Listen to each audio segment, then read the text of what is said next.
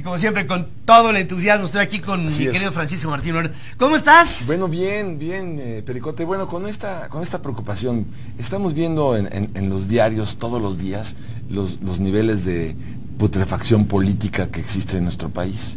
Es decir, basta con abrir los diarios, basta con oír y ver tu participación diaria en los medios, bueno, cada vez más masiva y más intensa, basta con escuchar la radio, prender la televisión. Está evidenciada el proceso de putrefacción, una descomposición política acelerada. Pero esto ya lo vimos, Pedro, o sea, ya sabemos, ya vimos lo de la Casa Blanca, ya vimos lo de la casa también de Malinalco, del secretario de Hacienda, ya vimos ahora las casas del señor secretario de Gobernación. Que las niega y que después la revista Proceso le presenta las operaciones de compraventa de lo que dice que es rentado. Así es, me extraña que la prensa nacional no lo haya tomado también. No lo tomó. No lo entiendo, o sí lo entiendo, pero bueno, es muy extraño que la prensa nacional no se sume a esta nota que es tan importante, ¿no? ¿Verdad? Para el país es fundamental. Fundamental, bueno, pero lo que te quiero decir es, después de que vimos todo esto, a ver, te cuento, vimos que el gobernador de Chihuahua sale con que tiene inversiones de 65 millones de pesos en un banco. El señor compra un banco, es decir, si tú somos que este sujeto malviviente, este coprófago, ¿verdad?, haya podido acumular en su existencia, no es posible que tenga dinero para comprar un banco. Bueno, después el gobernador de Sonora sale con que tiene una presa y esa presa le quita agua a la gente, a Hermosillo. Después tienes, tiempo A, ¿no?, al gobernador Moreira, que bueno, de repente faltan 33 mil millones de pesos en las cuentas de Coahuila. Y que promueve créditos para el Estado en base a documentos falsos. Falsos, o sea, todo eso, ¿no? Estás viendo que no sé cuántas generaciones de paisanos de Coahuila van a tener que pagar este endeudamiento brutal. Ves que en Nuevo León, en Rati, ¿no?, Natividad González Parás se robó hasta lo que no. Ves al señor Medina que le falta dinero por todos lados. Bueno, al gobierno le falta, ya le sobra. Ya, ¿no?, le sobra, y a su papá. Y a su papá. Bueno, a don Humberto. ¿Qué tal el gobernador de Veracruz, el señor Fidel Herrera? Parece que tiene una fortuna ya incuantificable como la tiene ahora el propio gobernador actual. ¿Ves? Javier Duarte. Vas a Chiapas, ¿no?, un estado tan paupérrimo. Oye, ahora verás por qué hago todo este recuento siniestro, ¿no? Vas a Chiapas, entonces te encuentras con que Sabines le faltaban, creo que 18 mil millones de pesos. Vas a Puebla con el gober precioso, le faltaban 9 mil millones. Vas a Oaxaca, le faltaban 9 mil al señor Ulises Ruiz. A Tabasco. A Tabasco. Vas a... Con el químico Granier, que acabó hasta en la cárcel. Ya le dieron su... A ver por cuánto tiempo también, ¿verdad? Sí, su retiro, ¿no? El señor Godoy, gobernador de Michoacán, le faltan no sé cuántos miles de millones de pesos, o sea, es escándalo. Ulises Ruiz en Oaxaca. Son miles, el de Aguascalientes, el de San Luis Potosí, en fin, yo te diría, Pedro, que todos, ¿no? Pero sin embargo, después de que estamos viendo esta evidencia, yo nunca he creído en las culpas absolutas. Entonces yo me pregunto, ¿dónde acaba la culpa de estos delincuentes, de estos presupuestíbulos asquerosos, ¿no? Porque es lo que son, unos presupuestíbulos. ¿Y dónde termina su culpa y comienza la culpa de la sociedad que lo tolera? Yo no creo en las culpas absolutas. Entonces, sabiendo todos estos desfalcos, robos escandalosos, peculados, me pregunto, ya lo sabemos, y ahora viene la segunda parte. Obviamente, el Poder Judicial tampoco acciona, no detona, y el Poder Legislativo tampoco. O sea, quiere decir que si ni el Poder Judicial ni el Poder Legislativo hacen absolutamente nada por remediar esta situación, estamos hablando de una institución que no es gobierno, sino que es pandilla, y no nada más una, muchas pandillas a lo largo y dentro del país. Entonces digo, y la sociedad no reclama en Chihuahua, no reclama en Sonora, no reclamó en Coahuila, no reclamó en Nuevo León, no reclamó en Veracruz, no reclamó en Chiapas, no reclamó en el Estado de México. Bueno, nadie reclama. Entonces, ¿sabes qué? Si nadie reclama nada, es la mejor invitación, Pedro, a entrarle a eso. Para que siga la mata dando. Pues, si tú, a ver, está muy claro que la putrefacción no solo está en el gobierno, sino la indolencia ciudadana invita a eso. A ver, si yo estoy en el sector privado y estoy ganando poco dinero, o no es suficiente según mis ambiciones, bueno, ¿qué es lo que hago? Me voy al sector público, porque sé que ahí voy a robar, porque el sector público, los cargos públicos son negocios privados, así se entiende en este país. O sea, el funcionario público que tendría que ser un servidor, toma la institución que administra como propia. Ahí tienes el caso de Korenfeld, ¿no? Bueno. Mis helicópteros, mis lanchas, mis aviones, mis cosas. De Korenfeld, son bobadas, man, porque usar el helicóptero, ¿no? Si metieras a la cárcel a todos los políticos mexicanos porque usaron indebidamente un helicóptero o un coche para ir tendrían que estar todos en la cárcel. Por supuesto. Entonces digo, aguas, que no lo estoy justificando, ¿verdad? No. Lo que te estoy diciendo es que hay 1000 delitos peores que esos, y claro, fue una hazaña en contra de este presidente de la Comisión Nacional de Aguas tremenda. Pero lo que te quiero decir es que la gente no protesta. Y una sociedad que no protesta es una sociedad enferma, Pedro. O sea, una sociedad que pagó sus impuestos, bueno, ¿qué te voy a contar? Haciéndose harakiri para poder pagar los impuestos. Y esos impuestos que pagó con tanto esfuerzo, se los roban. Y la sociedad mexicana no hace nada, se convierte en cómplice.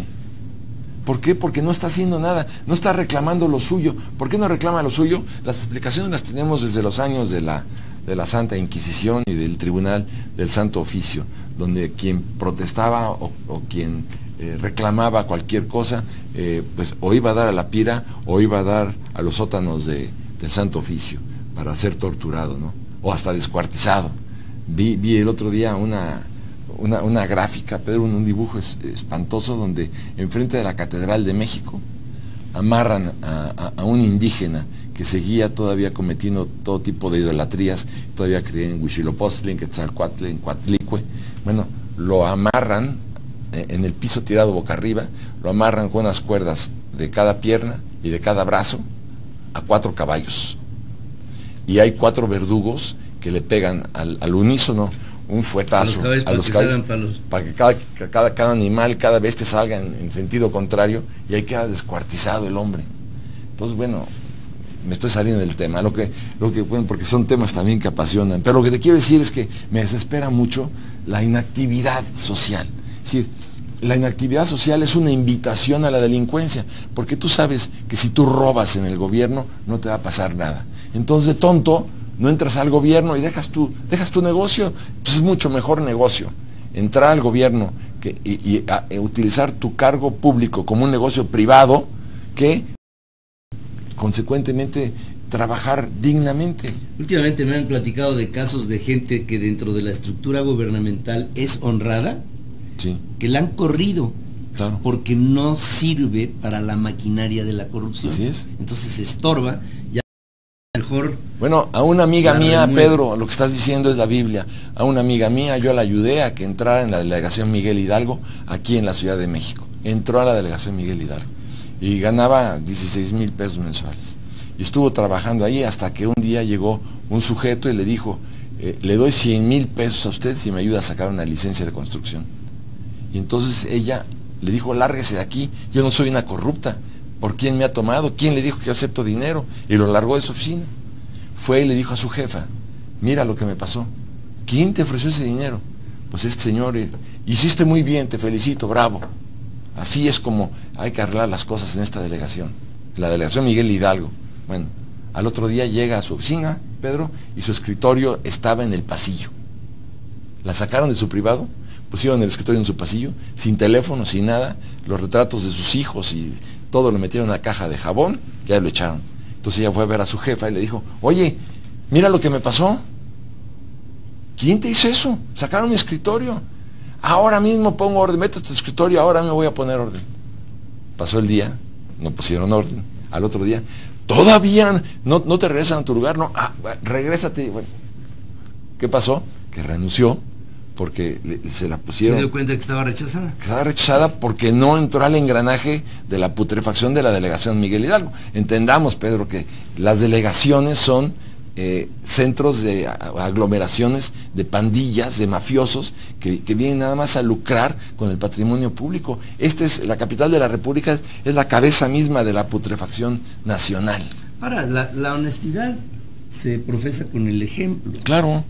Si tú desde una posición de altura dentro de la administración federal, estatal o municipal tienes la actitud de no robarte el dinero de la gente porque sabes que escrupulosamente tiene que ser salvaguardado, empleado, utilizado en beneficio de la sociedad, y llegas y ¡frum! te lo comes, pues entonces en los diferentes niveles hacia abajo van a ser exactamente lo mismo, lo están viendo de su jefe. En la inteligencia que no les va a pasar nada.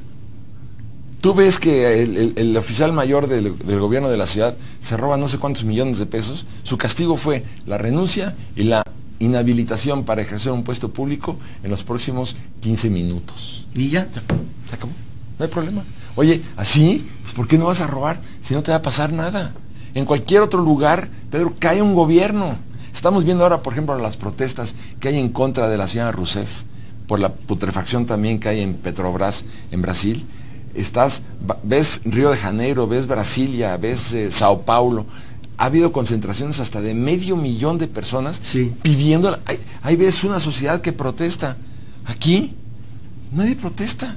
Entonces, claro, si nadie protesta, por un lado, socialmente, por otro lado, invitas a tu casa a los delincuentes y les ofreces tus mejores caldos, tus mejores vinos, los halagas y le dices, don Miguel, don Carlos, don Enrique, porque bueno, y estás invitando a los delincuentes a tu casa. No solamente no hay sanción social, sino que son unos delincuentes presupuestívoros, en tu casa son bien recibidos. Pero por otro lado, y por concluir, ni el Poder Legislativo hacen nada. Entonces, ¿qué quiere decir? Que el entorno, el caldo de cultivo exacto en este país es una invitación a la corrupción en la inteligencia de que nunca te va a suceder nada y te van a decir, don Carlos, don Estos, te van a reconocer socialmente, aunque tengas dinero mal habido.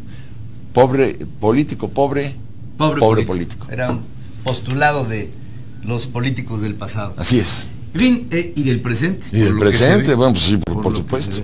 Y esto es parte de algo que yo pienso que en México, con todo, estoy empezando a sentir que hay un despertar ciudadano.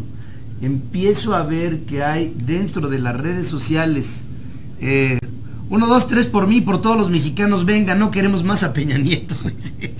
Sí, o sea, poco a poco empieza uno a ver algo que yo les decía a ustedes con el movimiento en contra de Dilma Rousseff, que se podría generar un efecto dominó en América Latina. Que así es, sí, ojalá. Porque este tipo de fenomenologías pasó en África, con las revoluciones de la primavera en diferentes países de África, que trajo como resultado la caída de regímenes autoritarios que llevaban 30 y 35 años en el poder. Así es, bueno, lo vimos todos, sí, fue una verdadera maravilla. Entonces, las redes son unas herramientas políticas en este momento, pues muy eficientes. Extraordinarias. Y por lo mismo, aquí estamos. Más que otra cosa, lo que pretende este programa y esta serie de intervenciones es que hagamos conciencia ciudadana, justo lo que decía Francisco Martín Moreno, que haya la capacidad de parte de nosotros los mexicanos para pues no tolerar aquello que consideramos debe de ser susceptible a no ser tolerado. Y aquí ustedes y yo tenemos, creo, mucho en qué comprometernos para el presente y futuro de las siguientes generaciones, en donde realmente se puede ejercer una democracia y que no vengan estas regresiones que hablan de centralización de las actividades, de autoritarismo de las mismas, de falta de libertades, de falta de principios de fluir del pensamiento, que en México no podemos echarnos para atrás. Esto es una regresión que estamos viendo y sintiendo y que no puede ser tolerada ni solapada por la sociedad mexicana. Francisco Martín Moreno. Muchas gracias, mi querido Pedro. Pues ¿qué Twitter tienes? @FMartinMoreno. @FMartinMoreno. Mándenle tweets a Francisco Martín Moreno. Es un hombre que hay que atender, que hay que porque habla con la verdad, porque a lo largo de nuestra vida como comunicadores, ni él ni un servidor hemos tenido más principio que hablar por México y por lo que a los mexicanos les pudiera interesar. No tenemos otro compromiso más que ese, y se los decimos porque es simplemente el postulado que nos anima a estar en lo que estamos y a luchar por lo que luchamos, por hacer conciencia para este país. Francisco, como siempre, gracias por estar aquí. Muchas gracias, Pedro, encantado, y ya la semana que entra hablaremos de la importancia, de la confusión que existe en nuestro país en relación al patrimonio privado con el patrimonio público. En una patada te digo, la gente cuida del zaguán para adentro, su casa, y ahí su casa es su monumento. Es un alajero, ¿no? Ajá. Pero todo lo que es patrimonio público no es patrimonio de la nación, no lo entendemos como, por eso se pueden envenenar los ríos, secar los ríos, caer las selvas, tirar los bosques, robarse todo el patrimonio público, porque tenemos un conflicto con eso. No hemos acabado de entender que el patrimonio público es parte de nuestro patrimonio personal. Cuando lo entendamos así, empezaremos a cambiar el país. Por supuesto que sí. Bueno. En alguna ocasión, paseando por un jardín que se llama La Porte d'Or, en Lyon, en Francia, platicaba con un ciudadano de Lyon y decía, ¿sabes por qué quiero este parque? Y decía yo, dice, porque es mi parque, es el parque de mi casa. Así es. Mi casa es este parque. Eso es. En mi casa, en mi hogar, no tengo un jardín, pero mi jardín es este. Y tiene zoológico y tiene todo, y es como que su patrimonio. Y a ver que alguien llegue a tirar un árbol o que alguien no levante los excrementos de los perros. Se arma la absoluta putrefacta. Pues sí, bueno. Gracias a todas las redes sociales, hay muchas reacciones, muchísimas. Gracias por estar aquí con nosotros esta mañana.